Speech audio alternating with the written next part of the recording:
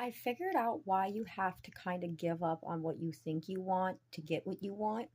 It's not because you can't have what you want, it's because the human brain doesn't actually think out all the components thoroughly through. So I'm going to take a blanket statement with like looks or something like that. So you have this archetype that you want.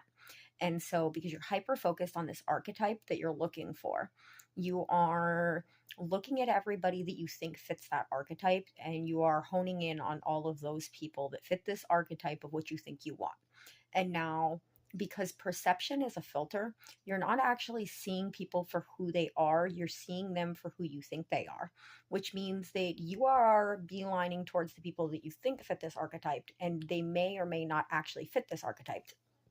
And so what happens is when you finally are like, I can, stop searching, what happens is you're able to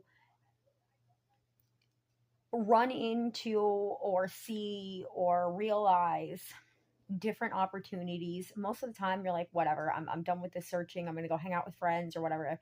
And while hanging out with the friends, you are now not focused on this archetype over here. You're focused on a person that you thought didn't fit that archetype, and you're just trying to hang out or whatever. And then you start to realize, oh my God, they have qualities of the archetype that I like, even though they don't seem like they fit it.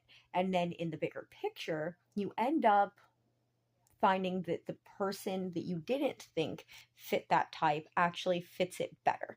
So this is kind of where the universe does this weird thing of when you're hyper focused on what you think you want, you are trying to find it, you're seeing it in places that it's not really at, and you're missing it in the places that it is. And a lot of this has to do with like humans at one point were a lot more identical, like your music type or your little clique kind of told you a lot about you, like what music you listen to, how you dress, kind of gave you a basic archetype of a person.